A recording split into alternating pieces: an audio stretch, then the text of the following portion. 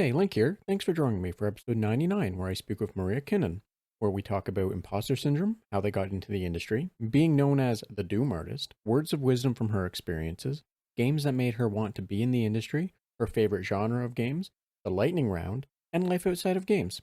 Before we get started, don't forget there are links in the episode description that you can follow to learn more about Maria as well as the podcast. Also, don't forget to like and share the episode, and without further ado, enjoy episode 99.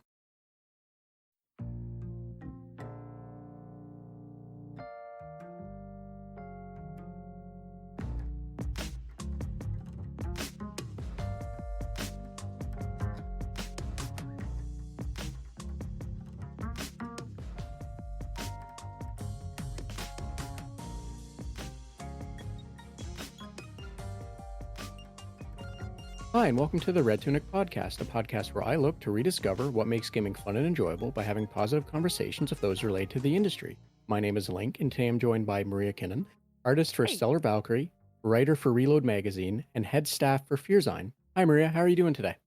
I'm pretty good. How are you? I am doing mostly all right. I've been fighting a cold all week, so it's one of those things where it's mostly all right. You're drowning in your own boogers. That's fine. Luckily, it's not that kind of cold. It's more the fact that it's just constantly draining me. So it's That's like good. I'm just exhausted. Yeah, Like incredible, like 12 sleep 12 plus hours and still be tired kind of fun. I get that. I mean, that's just being an adult, isn't it? Uh, Uh, yes, as someone that suffers from chronic insomnia, like yes, it that for in my world of being an adult, it kind of is, but yes, exactly. Sounds good. But no, thank you so much for making time to, be here today and then, talk to me on Friday evening. Um, so yeah, so thank you. Before we get Absolutely. started before we get started though, sorry, I'm stumbling over myself. I'm gonna blame the cold. Um, but before we get started, would you mind telling me and anyone listening a little bit about yourself, kind of like the elevator pitch for who you are or what you think people need to absolutely need to know about you before we go any further? Sure. I mean, yeah, I'm an artist.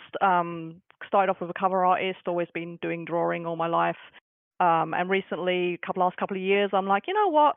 I'm going to take a go at this and see where this can take me because I was a victim of my own imposter syndrome. I never felt like there was a future in it, so it was one of those.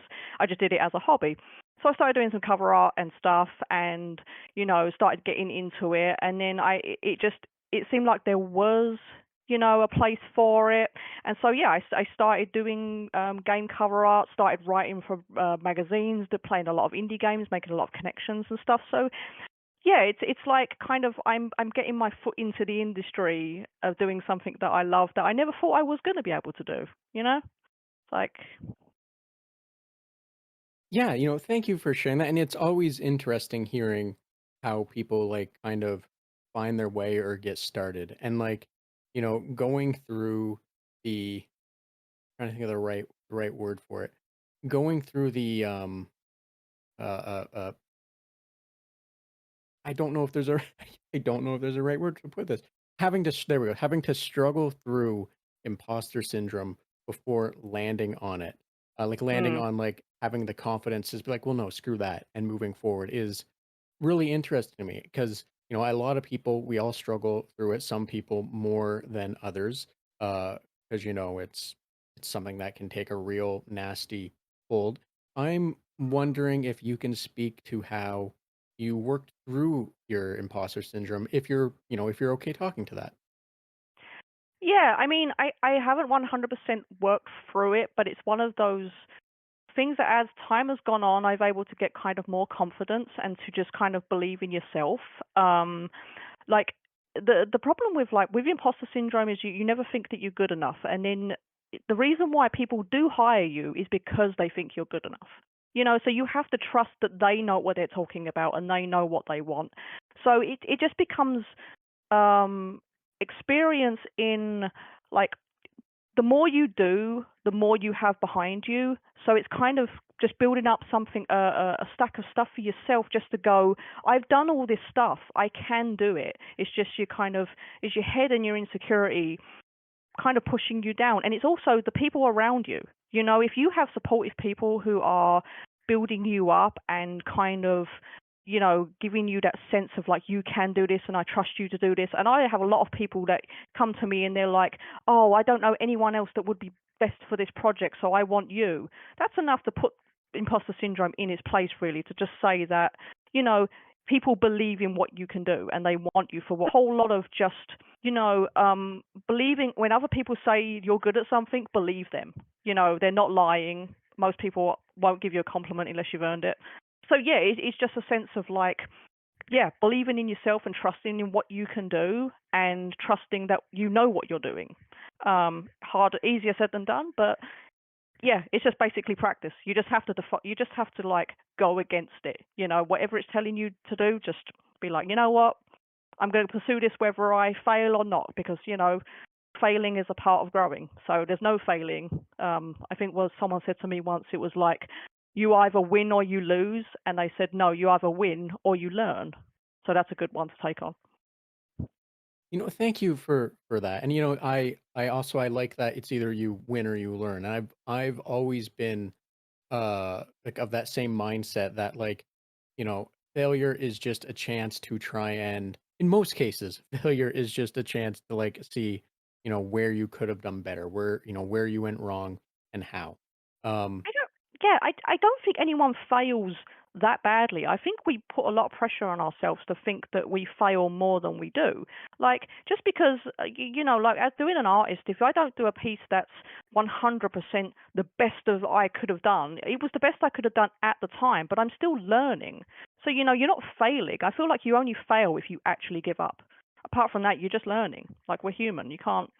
It's just you just can do the best you can. So it's like you aren't always going to win, but I think the more you fail, the more you get comfortable with failing, is the more you grow as a person and the more you know, fight back basically.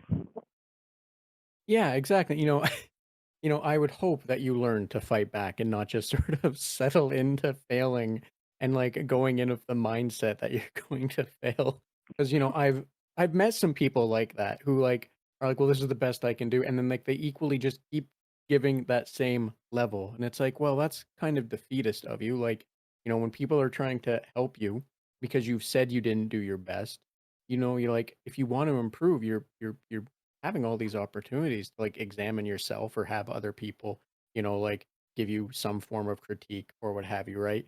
Mm. But yeah, sorry, that was just a weird tag jab thing at like the whole defeatist mentality of, accepting it when that's not always what you have to do, right? Like you said, it's, you know, the chance to improve is always there as long as you want, right? Yeah, and you have to embrace it, and you have to push yourself, because otherwise you'll just stay in the same spot. You know, like I know artists that they do the same thing and they do it really, really well. But the thing is, they do the same thing, but then they complain that they can't get hired or they can't do this or they can't do that. It's like because whenever you try and get them to do something else, because they've specialized in such a small thing, they can't do anything else. And because doing something else, they're bad at it, they won't do it because they're kind of, it's like, oh, I fail at that, so I'm not going to try. It's like, well, if you don't try it, you're not going to get good at it. So it's just, you know, failure kind of helps you broaden your horizons, and it helps you kind of be comfortable with not being great at everything to start with. You know, you have to start somewhere. Yes, exactly. I think there's very few fields, very few specializing what have yous where like you can just get away with doing that all of the time. So like always being willing to learn, unless you're in one of those fields where it's highly lucrative to be specialized, right? It's always good to keep trying to expand and keep trying to be the best that you can, because sometimes eating is reliant on it, right? Exactly. You know, and especially if, because we are talking about being in the gaming industry, that's something that I have learned. from getting into what I'm doing, like working with Stella Valkyrie and things. Like I came in as, first of all, the cover artist. They contacted me and said, "Oh yeah, we really like the artworks that you do. We'd be interested in key art." And then slowly but surely, I ended up on the team doing the concept art.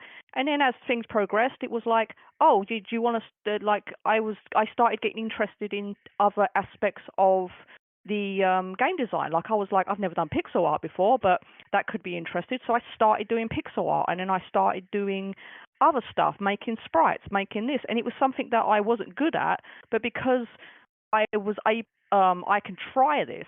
It opened up my horizons more to say, I'm going to suck at it to start, but eventually I am going to be good at it, and it's going to broaden my horizons. That if I go on to the next project, I'm like, oh yeah, I can make textures, I can make sprites, I can make this, and you just become more valuable. So it's like you have to be willing to branch out and do things, otherwise you're not going to grow. Yeah, exactly. Yes, I think that just, continues to speak to the what we've been kind of swirling around. And yes, I understand that, and like it extends to so much more, right? To like just everything more or less. Um and with that, because you had said you started doing like art, you were starting with cover art, doing cover artist stuff, and then key art, and then like, learning other little things as you went. I'm wondering if maybe you can speak to how you got into that path, or if it really is just as simple as, you started doing art and then here you are. So by all means, feel free to like elaborate or what have you, or if it really is just as simple as that, then that's also a very valid answer. Well, yeah. But basically, how it started off is I started by doing artworks, posting on social media, doing my usual stuff. And then because I became friends with, some gamers and things, my husband is he's kind of like in the Doom community, and they are doing like Doom mods and stuff like that. So I would do like just sometimes for a bit of fun, would do Doom artwork, like Hacko Demons and all this kind of stuff. And then people in them started like in that community started going, oh yeah, your wife does really cool stuff, and then it starts spreading out, and then you start getting to know people, and I started becoming known as like the Doom artist, and that wasn't my intention, but it was just something that I was like, oh, I'm in the Doom community, why don't I do some Doom art? There's some fans here, and then eventually, it branches out, and then I got the attention of E1N1 magazine, so I ended up becoming the key artist for E1N1 magazine, and then that's how In the Keep found me, because I did the front covers for E1N1. And so it started, everyone kind of knows each other. Like I would say like one of the most important things about getting into this industry is they say like it's all about who you know. It really is. Network, get to know people, network, network, network. And I wasn't in networking with the intention of saying I was going to work in the game industry. I was just networking to surround myself with people that I found interesting. And it's just people start recommending you to people, and you start linking to people, and then it's like, yeah, my husband knows Ty, and so when he came to me, he was like, oh, I've known your husband for years, and so therefore there was some trust in me. So it kind of snowballed into like this thing where people just start recommending you, and your name starts becoming a part of the community, and then it grows into something that, and if you're a good person to work with, people will recommend you and go, oh, I can recommend this, because people would rather work with someone that they like than someone that is the most experienced person in the world.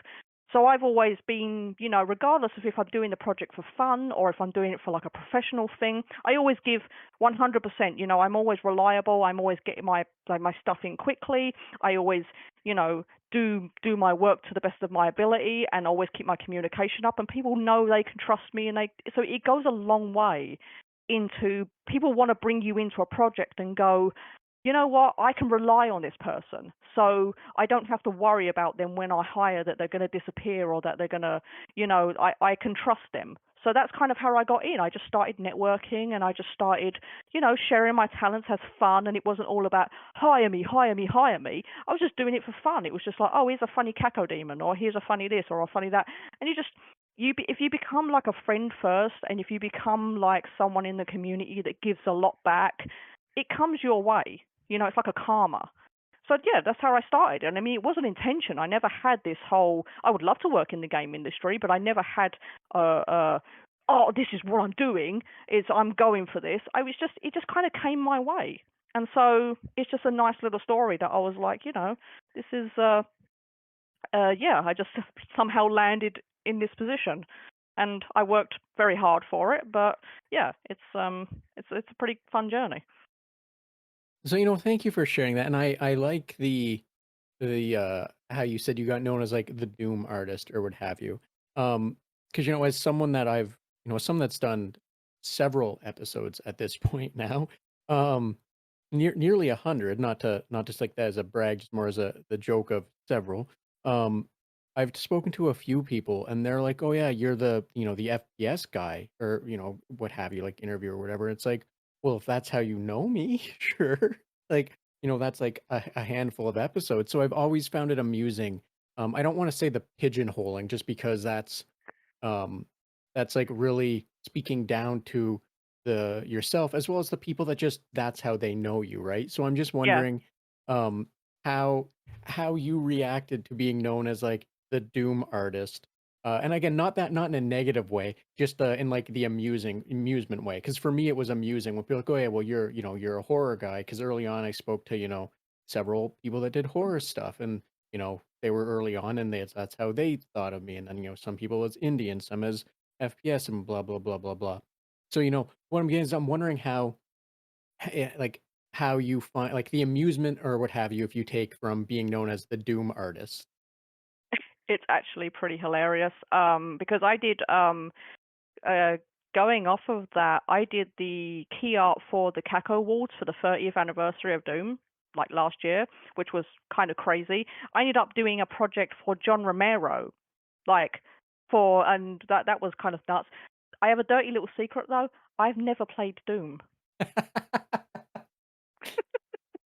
So um it's so the fact that I'm known as being this Doom person, a Doom artist, is hilarious because I've never played it. I know enough about it because my husband plays like the Doom 64 maps and stuff, so I see it's constantly streaming on my screen. So I probably know more about it by not playing it than I would have done. But yeah, I've never played it. I'm just like, okay. So, but people go, oh yeah, no, you do all these Doom characters and stuff, and I'm like, yeah, big Doom fan, yeah. Like I love Doom. I've just never played it. Yeah. so Maria, I want to make sure that we're clear on a few things here. You do know Doom is like it's basically free at this point, right? Like you know you could play it whenever you wanted, right? Like that's not the barrier to entry. I just want to make sure of that. Even if even if it was, even if it was, sometimes it is given to me.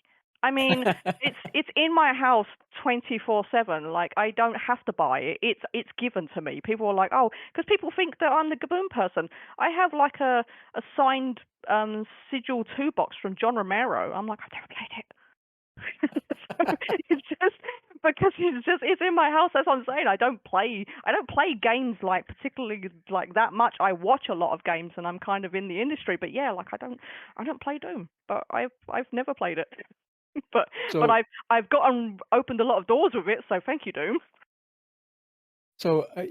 I think you are the I think this is the best way that this could have went with me asking how does it feel being known as a Doom artist? Because Yeah. it's the hilarity of you never playing Doom, and a lot of the doors that opened were because of a game you've never played. Exactly. It is. It's exactly it. And like when I've said, "Oh yeah, no, I've done something for John Romero," and my close friends are like, "You've never played Doom. How have you done something for John Romero?"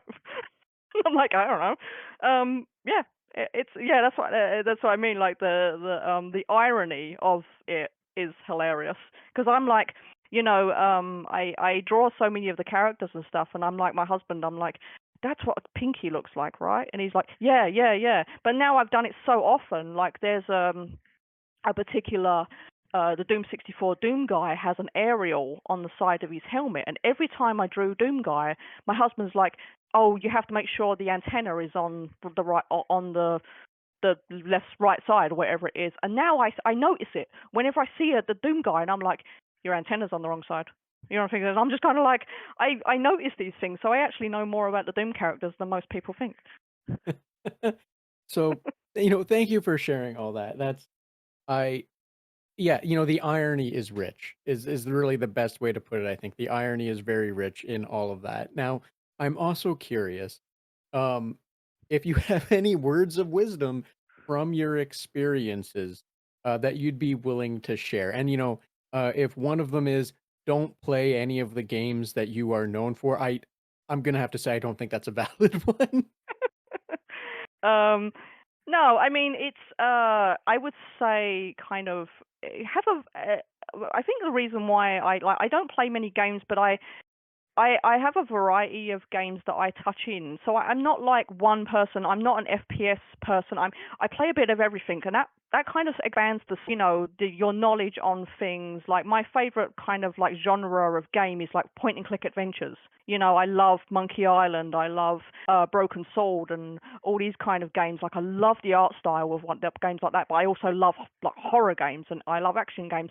So it's just kind of like opening being open to different kinds of games and just being open to different kinds of people as well. Like you never know who's going to be connected to who. You don't know where things are going, and that goes back to working with people and being like a reliable person and a good person to work with, because you don't know whom people know, and you don't know the connections. So it's just being a good person in general, like it can open a lot of doors for you. So I think like an advice is just like, just be a good community member. Like if you do go into, say, I went into the Doom community, like go in there and just like be a member, be someone. Don't go into a community expecting that, oh, I'm going to get hired or I'm going to do this. There's nothing wrong with pitching your stuff, but I think people want to know that you're part of the community before you're looking for work or something. So it's just, yeah, just like be flexible and be kind of understanding, and like, like I've been approached with projects before, and people they always will message me and go, "Oh, I know it's a bit stupid, but I was wondering if you'd be interested in doing this game art or something." And I'm like, doesn't make it stupid. It's just, if it's your game, it's your game. It's just like, but you can't be judgmental to people's projects and be like, "Oh, it's a stupid game." It's just like, it's a game. So it is. It's just have an open mind. Be willing to try things. Be willing to talk to people. Like it just, you don't know who you're going to meet, and you don't know who people know. So it's just like, be nice to people. It's worth your while to be a nice person. Yes, thank you for that advice. I agree that generally it is nice. It is, just smart and good just to be a nice person. Mm, Um, one of the things you would mention, you never know who you're gonna, you work with, who you're connect, like who's gonna be connected, who you're gonna work with, or like just being, uh, trying to think of the right word, uh, being a reliable member of the community or whatever, to like, to show that you aren't just there to get in there and like do damage or what have you. There was one person I spoke with, and I think the best way that they more or less phrased that one was, you know, people just want to know they're hiring or giving someone money that's not going to come in there and try and eat their face, right? So like just being nice and reliable and like getting the work in will say a lot to everyone that will ask, and very clearly say, well, like for you, it'd be like, well, Maria didn't eat her face, so she's definitely a good hire. yeah, and also as well, it's just, if you go in looking for work, and I mean, there's opportunities wherever you go. There's always, so you have to go into something potentially that people are like, someone might knock on your door with an opportunity down the road, and it's just like, yeah, you have to kind of go into communities with a sense of just, I feel like people go into, I waffle so much. Um, but people go into communities with the intention of like, oh, I'm going to sell my work, and it's just, people don't like that because they want to. I feel like people feel a bit used. When you do that, it's like, oh, because some people go, oh, if I want to do work for a game or something, and I join their Discord, and my only thing is like, oh, I want to get to know the person who can hire me. I just feel like I'm using people. I feel like I'm faking my interest in the people. I'm just using them to get to the next step. And like, yeah, it's just I don't feel like it's the right way to be. It's like you don't have to be everyone's friend, but it's just like don't use people as a stepping stone on the ladder to get to the top because people can see through it straight away. Like whenever I had discords and people come in and they're all very chatty at first, and then they share their project, and then as soon as if you're not interested in it, like you never hear from them again, and you can just tell that people are just there to get money from you and then leave, and that's nothing wrong with that, but it doesn't open doors for you as much, you know. It's better just to get to know people and Yes, exactly. Yes, I understand completely, and I think that will resonate with a lot of people that have ever had to like try and join a community for, I'm gonna say, altruistic reasoning. Not just trying to get it work. They're just there to try and be a part of it, but at the same time want to. I don't know if promote themselves is the right word for this or the right phrasing, but like just show what they're doing with no intention of expectations, no expectations. I shouldn't say intention, but like no expectations or what have you. Um, so yeah, no, I understand what you're saying, and I imagine like a lot of people have went through that as well because you know I've I don't know what I've done, but I've somehow got I don't know if they're bots, but like I've got a series of people now.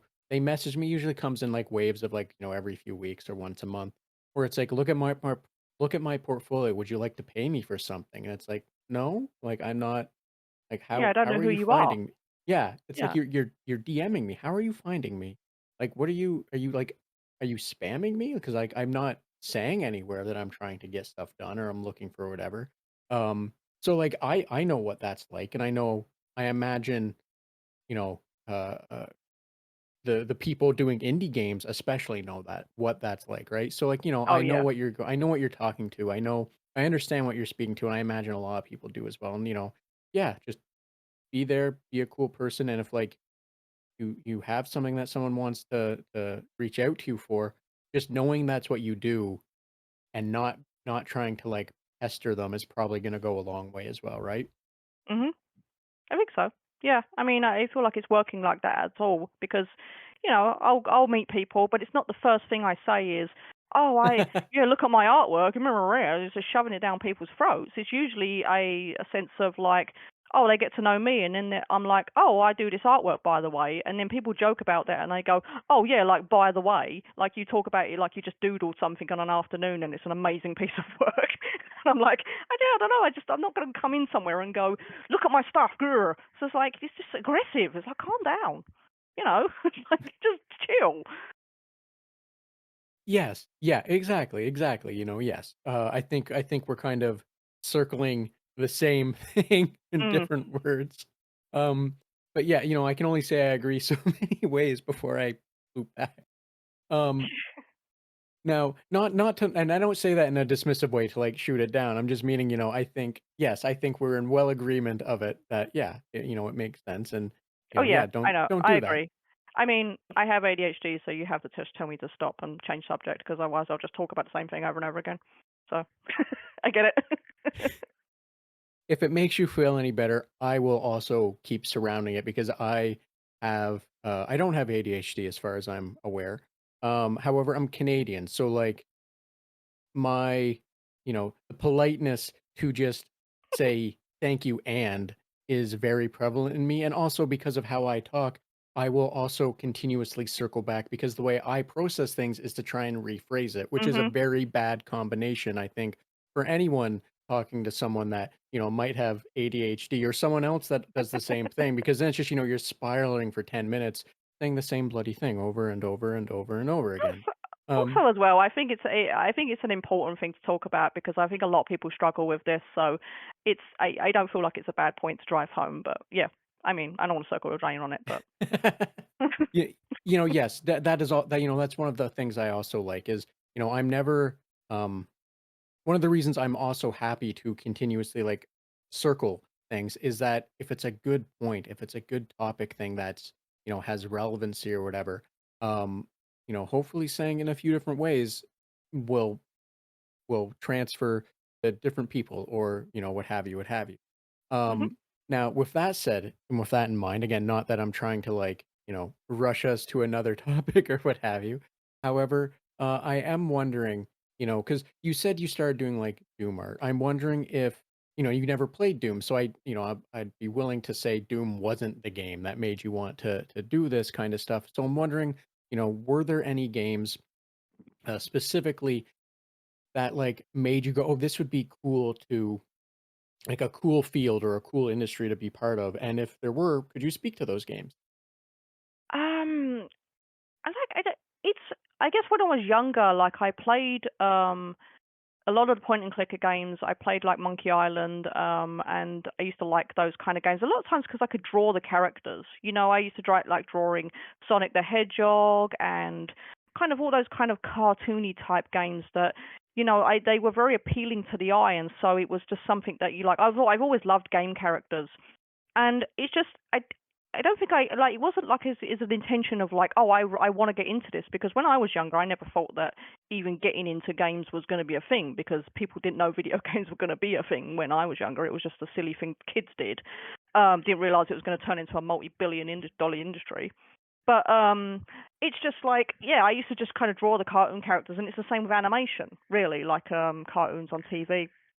So yeah, I used to. So probably like that really, and I've always loved kind of the mechanics of games and just that sense of being able to kind of put your own animation into something, then tell your own story in an interactive way. It was more than doing an animation. It was like you could play the world that you're creating and things. And so yeah, I think it was maybe like the adventure games of back then. I used to like the Baldur's Gate series, not Baldur's Gate, I don't know, all those kind of games like that. So yeah, not really any in particular, but just yeah, probably like the LucasArts games, I think, because they had a good storyline and they had the graphics visually pleasing and things. So I would say that probably influenced me a lot. I was a big fan of those games. So, as someone that is more in line of Sierra than LucasArts, I'm wondering, I know this is a total tangent, total like offshoot of that, but I'm wondering, if someone asked you, a LucasArts game to recommend, which one it would be. And I know there's a bunch of them. So I imagine, this might be harder or maybe easier than like I'm imagining. But yeah, I'm wondering, if someone came to you and was like, I want to start with LucasArts, is there one of the games that you'd tell them that would be the one to start with? Monkey Island, definitely. Like the second one, is my favorite one. It's just the storyline and the humor of those games. They're very self-aware, very like fourth wall breaking. Like they know their games pretty much. Like they don't take themselves too seriously. It's very kind of Monty Pythonish, like in their humor. It's very wild and very kind of just craziness. But yeah, I would say for like fans that want to look into some of those games, that's one of the better games. And even like the Indiana Jones, like Fate of Atlantis was a great game as well. So yeah, like those ones. But I would say Monkey Island is one of my favorite games of all time. So I would say that one. So, thank you for sharing that. And like I said, I'm I'm trying to think of the right way to phrase this. Um, I used to play point and click games. There's something I played years ago. They were always Sierra games. So like I am woefully um ignorant. I don't know if that's the right word of the LucasArts realm of them. So thank you for that. I always like to have like a semblance of an idea that if I'm ever going to try something out, that like I have recommendations from people I've spoken to, or that other people like me, that have always been like, well, I've always wanted to, but I don't know where to maybe start, Mhm. also have a semblance of it. So, thank you for that, as well as thank you to speaking to, that getting into games was kind of just the idea or the general realm of it that led you to like drawing characters or the redrawing the appealing things from it. Um, Mm. because it's always funny hearing people talk about, well, like, "Oh, I didn't think games like, no one knew that games were going to be this kind of like thing." Um, because like especially back then, if if you were from Europe, you were games you were probably buying like an Amiga magazine or whatever and having to type it in yourself. If you were in North America, you were going to the arcade or like finding weird hobbyists and you know uh, the shareware mail out system, or just praying that whatever came across from Japan was decent, right? So like Mm, it's always interesting hearing and talking with people that are like a little older. I'm 36, so like, for me, I'm also from that world of, is this a thing that, was that a thing that could exist? As opposed to today where you talk to some people like, yeah, I'm just gonna make games. I'm 14. I downloaded a Unity demo or a Unity thing. It's like, I wish I had that yeah. capability, you know? Me too. Um, Like playing my old Amiga growing up, and I never even thought that that was in my realms of possibility. And now I'm actually looking into, Adventure Game Studio and Godot and all these things. And I'm like, I can make my own game? Like, holy crap. It's like I never knew that that was a possibility. So it's again opened up other worlds where I'm like, I could try this for myself. And like, I know people who make games themselves, like not just like with in the keep and things, but like solo devs that do it themselves. So it's like it is possible. So it's kind of just it fuels the fire inside where you're like, all I have to do is learn some more stuff. And again, it goes back to connecting with people and being like, where can I get that knowledge from? To I can build my own game. It's like it's kind of awesome. yes, and I'm not gonna lie that I'm And I always the pedant in me is coming out right now. I always mix up the meaning and the definition of jealousy and envious, but either way, I'm gonna use them as one thing in this. But like I'm always jealous of like people now that can be like, yeah, I'm just gonna make a game. I downloaded this tutorial, and they're young enough that it is something that can shape their future. Like I'm aware that now, just as like you're aware now that you could download a tutorial and learn to make a game and what have you, what have you, what have you.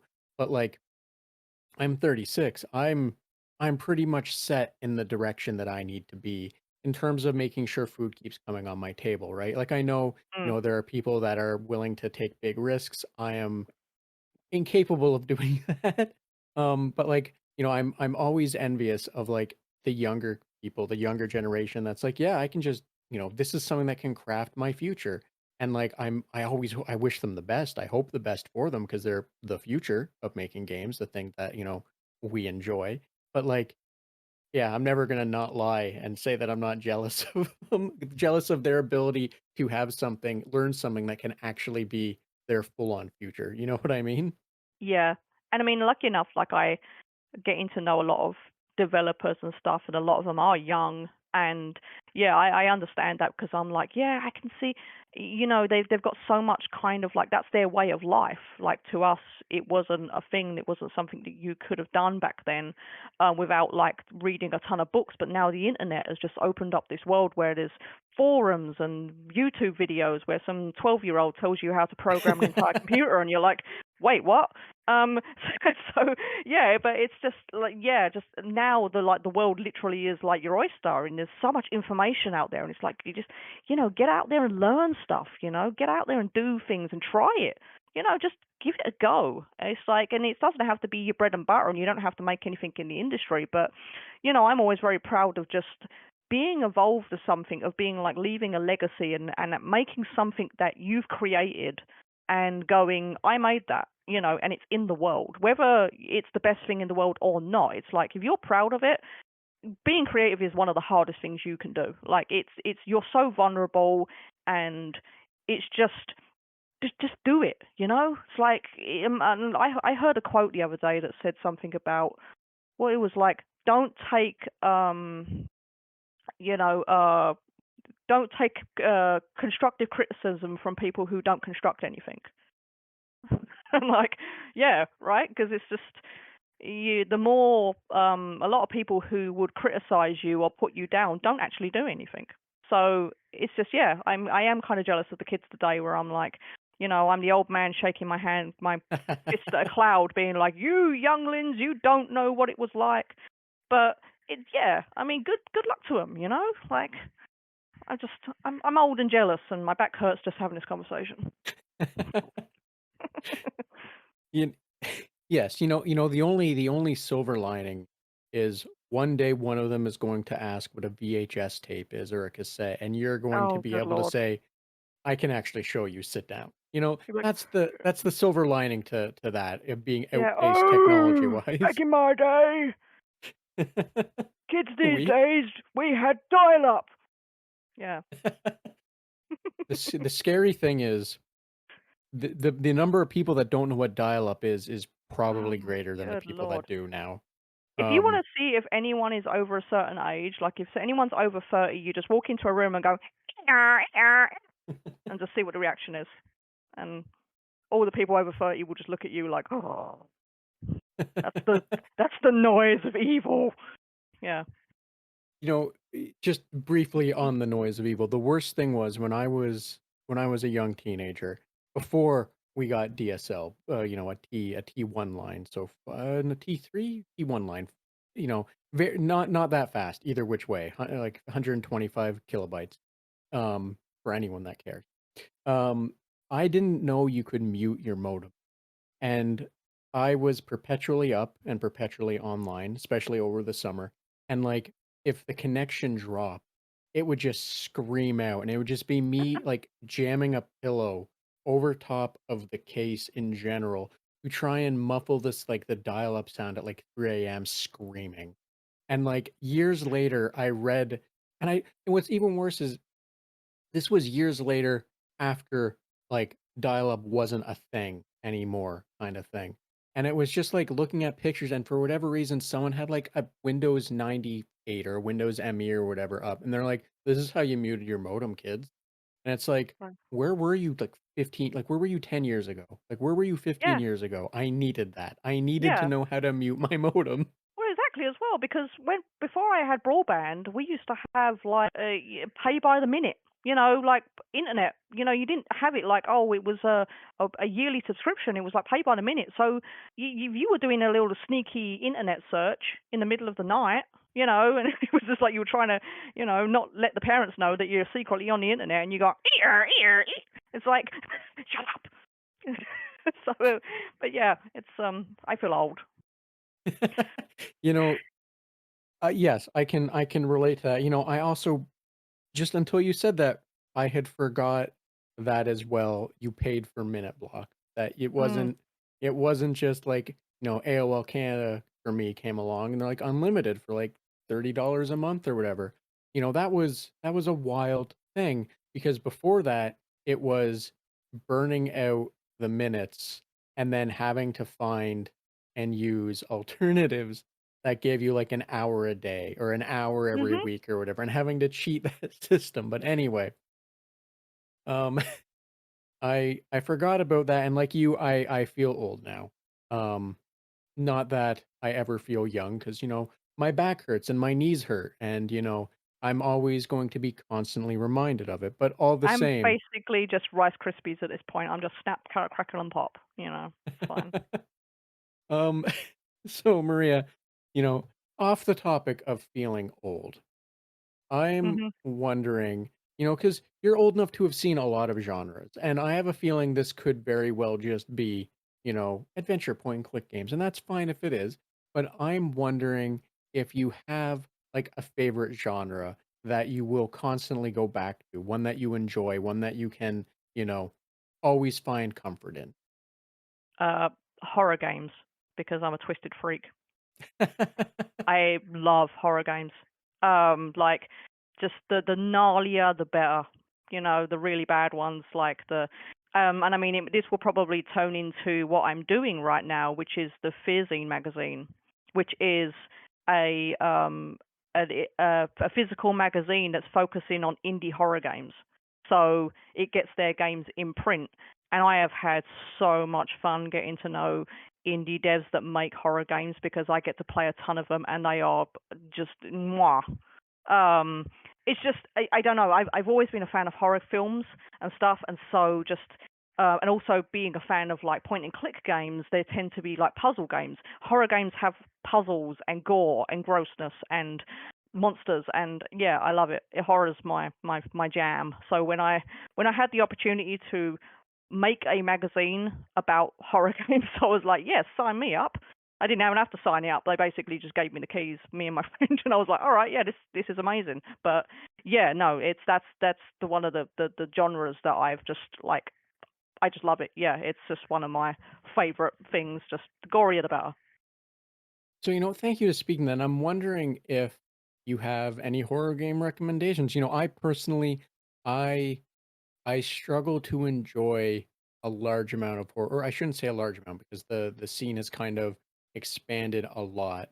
Um, I don't like horror games that leave you more or less hopeless, just because um, you know, you'll be in a room and there'll be a chair, and all you can do is run. It's like just grab the chair and throw it at them, right? Like that's my Exactly. mentality for horror movies Exactly. or That's horror me. games. So Yeah, like, I do that all the time when I'm like I'm playing like Resident Evil and they're like, you don't have an ammo. I'm like, hit him with that stick. I don't know. Like yeah, that's me too. I'm just like, please, someone make a game where you can actually just pick chairs up and hit people. Like, So, like, with that in mind, I'm wondering, if you had any more recent or older, because with the FEARZINE, you've probably seen a range. I'm wondering if you have like recommendations or horror games that people should have on their horizons, or ones that are out that they should already be looking at. I would say some ones I played recently. There's Beyond Hanwell is just came out. It's like a set in England, and you're in like this hospital and things. There's all kinds of monsters. I only played the demo of it, but I really want it. And it's a really good game. It's an indie game. There's like a ton of indie games. Like I mean, there's more to list. Like Hollow Body is another fantastic one. Obviously the new Silent Hill 2. I haven't played it yet because I know if I play it, I will never leave my room ever. So I've been holding off, but it's a fantastic game. The Suffering is one game that it's an older game, but it's something that like if you like horror games, you should absolutely play The Suffering because it has it was one of the first games to introduce the sanity meter and a moral thing. So you had a choice of whether to be evil or not. And so you'd be walking around and they would say like this, your voice in your head would be like, "You should kill him," and you can choose not to. But obviously you do because you're a twisted freak and you just want to see what happens if you do. But I just love that it gave you that choice, and it's an underrated game that people. It's one of my favorite horror games, and I feel like people should play it just to kind of experience that mechanic of it. And then when you get too crazy, you turn into a massive monster and just kill everybody. So it's kind of amazing. Yeah, but like there's so many like just look into the indie horror scene. Like there's so many great devs that have like these amazing ideas, and even if they're just starting out, it's like they're so creative, and it's like they're maybe their first games, but you can just tell you're like, man, with a couple of years experience, you guys are going to knock it out of the park. And it's nice to be a part of that journey. Like it's nice to be seeing them starting out and being a supportive community. And that's with FEARZINE. That's what we're trying to do is we're trying to not just be a magazine that's like going back to the whole like oh yeah, come and take my money or hire me. Like we make the magazine, but we're mostly a community that's like supporting these devs and just giving them encouragement because we don't make games. We're playing them and we're like, guys, this is really good. What you're doing is really good. And if like we're horror fans, and so if we like it, we're like, you've got something here. We want to see this grow. We want to play your games. And so that's just something that we've tried to enhance in the community. But yeah, like there's so many of them. I don't think I could name one without making another one feel lesser because it goes from cutesy horror to really vile horror. It's across the board. There's so many of them. So yes, I definitely understand what you're saying there. I also struggle sometimes with having to give answers to things like that, because like, I'll use the podcast for example. Some people have once been like, "Hey, can you recommend episodes to check out?" And it's like, "Well, yes, but no, because like I don't have a favorite." Like I can tell you ones that are depending on what you're looking for. But, yes, I'm saying I understand what you're meaning by it's hard to do that without unintentionally diminishing another one that you also enjoyed, but, like, when the metrics are not metrics, the scope of the question is so big, it's hard to answer without, like, feeling like you're doing some other game or someone else dirty, right? Yeah, and it's also as well like it's such a broad spectrum that I like certain games for certain reasons. There's some games that I like because they're just brutal, and then other games you just like because they're cute. And it's kind of so there's not one kind of game that I'm that's like, oh, that's my ultimate favorite game. Like, Angerfoot. I love Angerfoot. And it's not necessarily a horror game, but oh my god, kicking somebody in the teeth is just so satisfying. Like, I've loved that game since the minute I played it, and it's like just nuts. It's crazy. And but it's one of those games that I pick it up and it's just fast and angry. And it just brings me joy when I play it. So again, it's just like, it's saying that like, oh, this is my favorite game. And, it's like, oh, there's so many good games out there that people just don't know about. And it's like, and I don't know, they just tickle your fancy in different ways, like some of them like give you the little spookies, and some of them just make you laugh, and it's just like, yeah, it's why you can't be, so like, this is my game and nothing else matters. It's like, oh, grow up. Yes, exactly. So, Maria, I'm sorry, I just lost how I was gonna try and do this transition. Um, Screw the transition, I'm just gonna go for it now. Do it. I don't wanna steal too much more of your time. I don't wanna kill the rest like, kill your Friday night. However, I do have a few other things I wanna hit you with. One of them being the lightning round. Oh, So, good lord. so, you know, with that, with the lightning round, they are lighthearted, they're nonsensical, they're random. So by all means, when I ask these, don't feel that you need to obsess or think too hard on the questions. I have fallen victim to this myself with talking to people, because the longer you think about them, the more the risk of them falling apart comes out. So, I'm going to hit you with these. I'm just prefacing with, don't worry about trying to dig too deep. It's Hmm. okay to not. Yeah, I'm good. Hit me, baby. Okay, so let's see what the bot throws at us. Which character in media is most likely to assume that claustrophobia is a fear of crabs? Oh, good lord. Gordon Ramsay. I don't know. Fair enough. That damn crab is raw. Yeah. I don't know why that came to my head. That's an ADHD thing. Oh, I the just bot is crabs, chefs, what? Yeah. so the bot is fighting me. Let's see if I can, jam it a little to get going. There we go. If you were a transformer, is there a vehicle you wouldn't transform into on principle alone? A Roomba, because you're like stuck in someone's house picking up all their crap, and sometimes you'll accidentally roll across like a puppy poop, and it spreads all over the place, and you're basically a servant to. There's really not much you can do if you're a Roomba. It's kind of a crap transformer. It's like Autobots roll out, and you're like, I can't because there's a carpet and I can't go across it. Yeah.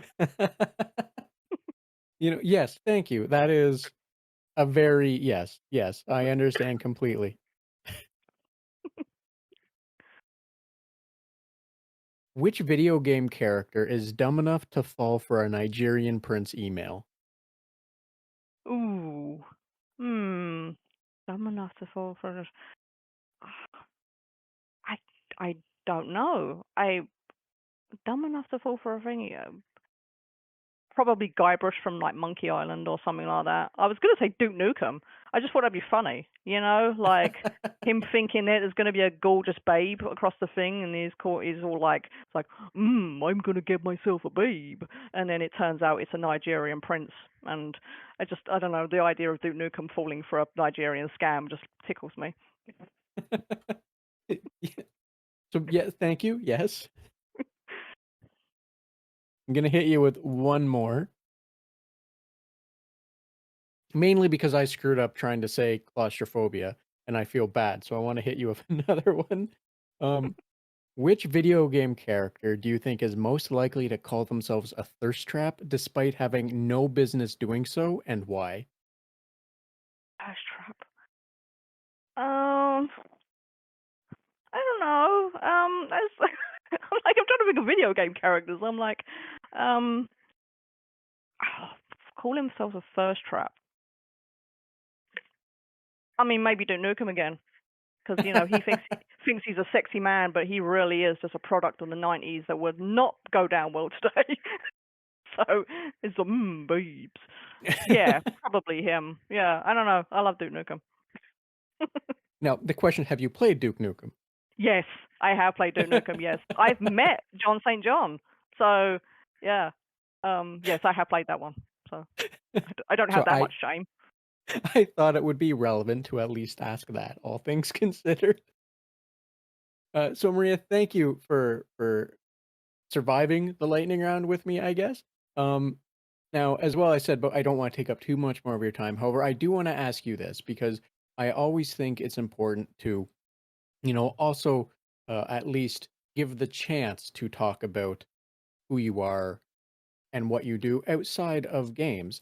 So, with that in mind, outside of games, what do you enjoy doing? How do you relax? And, if the answer is it's just games and that's that, well, then that's perfectly valid as well. But, like, if there were other things, I'd like to hear about them and maybe talk about them. Yeah, I like ice hockey. I just love that people just get skates on and beat the crap out of each other. I think that's just one of my favorite sports. I go to an ice hockey arena like whenever the team are playing, so it's just a bunch of fun. But yeah, I like traveling and stuff, and also I'm a permanent tourist in the US. So everything just fascinates me. I just love seeing like things around the wild and the wacky that the US holds, no matter how crazy it is. And I get to do that because I go to a lot of Comic Cons. Comic conventions, like, yeah, I go all the time. I think I must hit like 7 a year. Just as a person going, I don't have a booth or anything. I meet voice actors and kind of give some of them my artwork, and that's always go being like to like drawing, watching movies and things. But yeah, I kind of like to get away from the computer screen and kind of experience things outside. Like there's nothing wrong with playing games and things, but I tend to not, because I just like kind of being a lot more present and kind of experiencing and talking to people, meeting people, and in that kind of just, it helps with the inspiration. Go out and touch grass a little bit, and you know, it just kind of fuels the brain, where you kind of like there's something about just kind of going and traveling and seeing things with your own eyes, and and also as well with how things are in the world, is that the tensions are so big in the world, and people have these things that get fed by the media. But like when you go out and you see people and you talk to people from all different backgrounds, races, religions, whatever, you realize that there's a lot of really, really good people out there, and a lot of people that are well meaning. But you don't get to see that if you don't get out of your house and go and see these people. And I feel like it just gives you a better outlook in the world, and just, I don't know, it just kind of fills the soul a little bit more, just to kind of go and mix with people and go have fun. But go be goofy. Go put a onesie on and run around the street. I don't know. Like it's just so basically going to Comic Cons and sports games and stuff like that. Just like being in that kind of really hyper fun environment is like my favorite thing to do. But yeah, apart from that, I'm like drawing. I do my own little projects and play with my cats and my dog, and just generally just trying to enjoy life and the present. You know. So, thank you for sharing that. As a Canadian, I'm familiar with the game of hockey, and I I particularly like the you know, the description that you just like to go and, watch people beat themselves up basically. When, when I was younger, I've only been to a handful of hockey games in my life. I honestly the only one I really remember are a few local ones from like a minor A team. So not like NHL, but the one just below it kind of thing. Mhm. And AHL. for what for whatever reason, they when a fight started, they would then play like the funeral procession music. So, like, two dudes were just beating the hell out of each other, you just had, like, the dun, dun, dun, dun, like, I don't remember because 'cause I'm gonna start doing Mhm. the wedding one instead by accident, so I have to be careful. But you'd have, like, the funeral procession music playing as, like, these 2 people were beating the snot out of each other, and then, the ref would break them up, and then whatever, whatever, whatever. But it was always just such a funny thing to Mm. see happen, especially because in one game, it happened, like, 5 times. Oh, yeah. I mean, I went to a Like game and the entire team was in the penalty box, and we're like, "There's no other teammates, and they're all in the penalty box." I'm like, "What do we do?" It's just I think it's just the absurdity of it, of just, like, that this happens and everyone goes crazy and stuff, and it's just a good time, it's just I just generally like the sport as is anyway without the fights, and we tend to go to, like, the local college, sports and the minor leagues one. I've never been to an NHL game, but I just, supporting kind of like the smaller leagues and things, and you're just seeing these young kids go up through the leagues. But yeah, it's just silly fun, it's just wackiness, and it's just like, "Oh, we're skating," and, "Oh, we're beating each other up." All right, okay, that's cool. Yeah. You know, I it all this really makes me think of is, I don't know if you're familiar with like there's always been sports games that are meant to be be like over the top, be violent, right?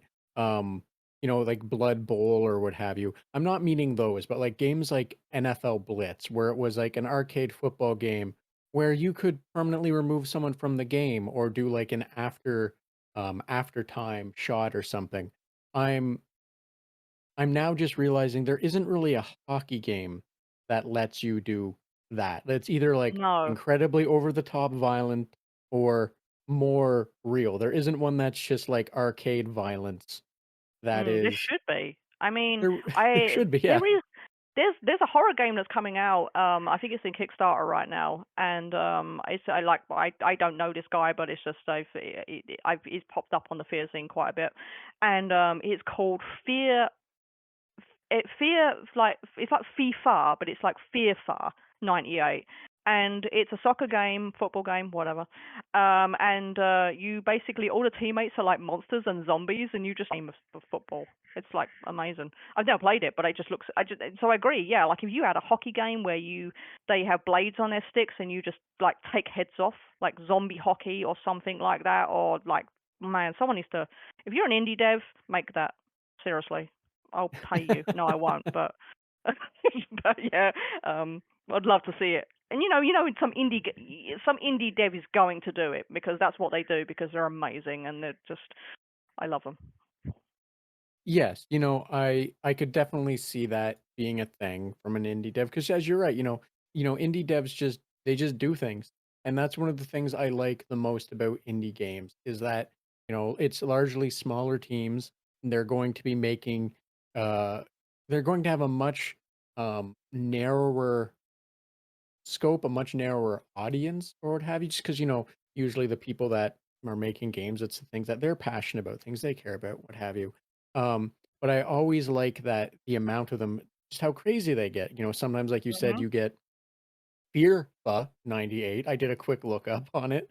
That it's just, like a foggy soccer pitch and people are, well, the clip the small like whatever I saw while you were talking was someone was chasing another player with an axe. Yeah, Like I know. um, like that's definitely a thing that is only an indie game would really make, right? Or, I mean, and like like I could touch onto that without giving too many details because I'm working on the Stellar Valkyrie game, but I'm letting you know that that game gets wild. Like not out of control, but there's stuff in that game that we have worked on that people are not going to expect because we're just having fun. It's just like I work with a team and we just come up with ideas and we're like, wouldn't it be funny if we did this. And lucky enough, Ty and Michael are like, sure, why not? Go for it. And then we're like, all right, cool. So there is some craziness that happens in that game that's just, it's fun, and it's just family friendly fun, and it's just these little ideas that are just, because it's just that creativity of like, hey guys, like, why don't we try and do this? And then it's just like, all right, so we're given the freedom to do it, so we do it.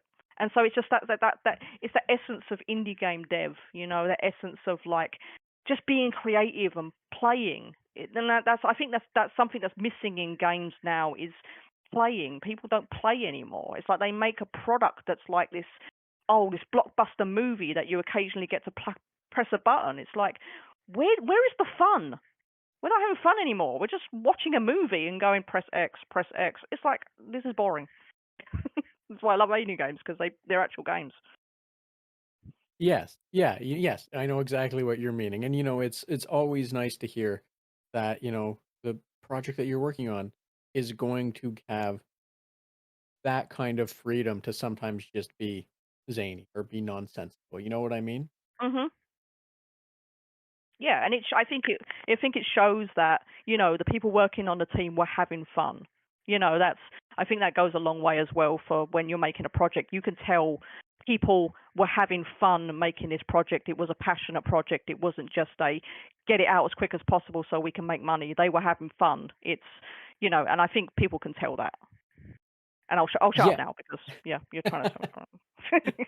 But no, yes, exact. That is also a very good point as well. I don't want to speak too ill of like triple A's, because there are No, a lot of devs that are in triple A that are very passionate about what they're doing. They're very, the heart is there, but sometimes the heart is being stomped on by the corporate overlords or whatever, yeah, right? and I mean that's Um, like that in any business, but yeah, yeah, yeah. it's So like, it's nice but I agree it's nice when you get to see through that like the devs were passionate, that they were actually having fun doing what they were doing. Cause that's I'm trying to think of like the best uh I don't think there's a good analogy for this, but like when the people doing the thing are having fun, it breathes, it exists inside of it, right?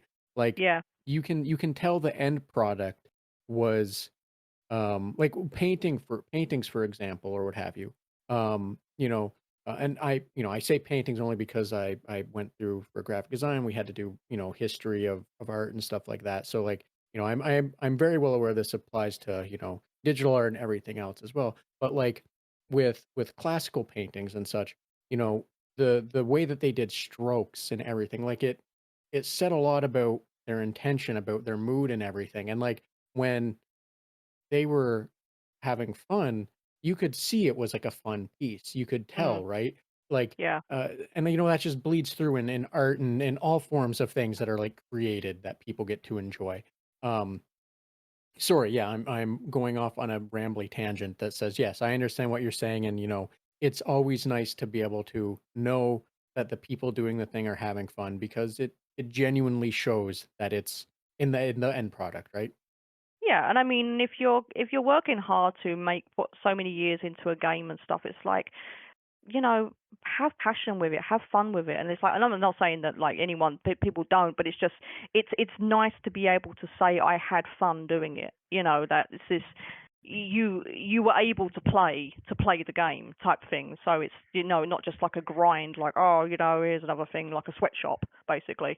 Um, but yeah, I think it does definitely show, and like you can definitely tell even with AAA, like when the devs and the team had a good time and they were passionate, you can tell. So it's just, yeah, just that's the thing. Like, I enjoy with just have fun with it. It shows, and I think people that play the game will go, I'm having fun because the devs are having fun and whatever. But yeah, good things. Yes, yes, exactly, exactly.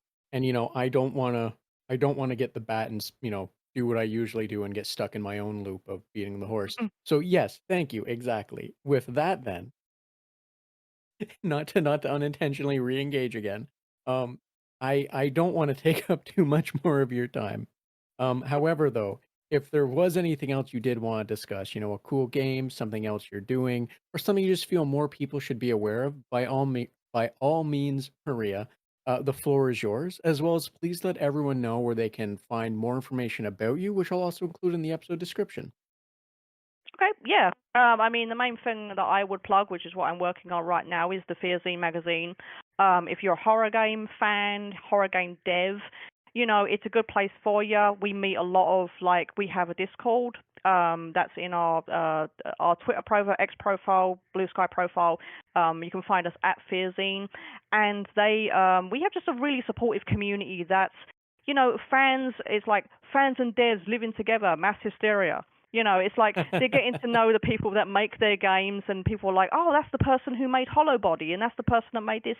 And devs can give each other, advice and get to meet each other. And we've just had this cool community that's just grown up over the last 6 months where, you see them like, oh, I put this person's game in my game, and then this thing, and it's just this really wholesome thing. Like we coined the term horrifically wholesome is what we call our community, because it's just they're the nicest people in the world and they're so supportive, but they make the vilest, most sadistic crap that you not crap, but I mean they just the games they make are so evil.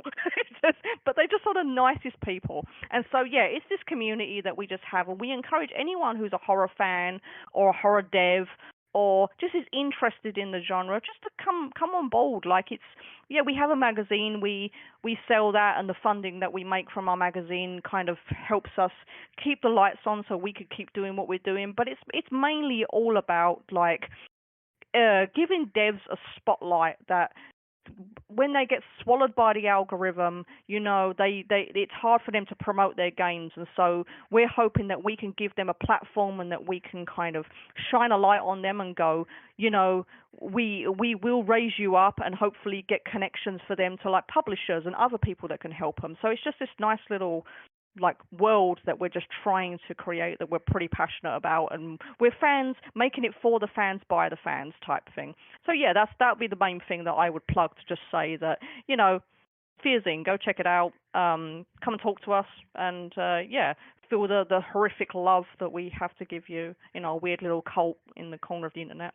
So yeah, check us out. And me personally, I'm Pocket Ninja 85 on Twitter. I am on Blue Sky as well, but I don't do much over there because I can't handle too many social medias.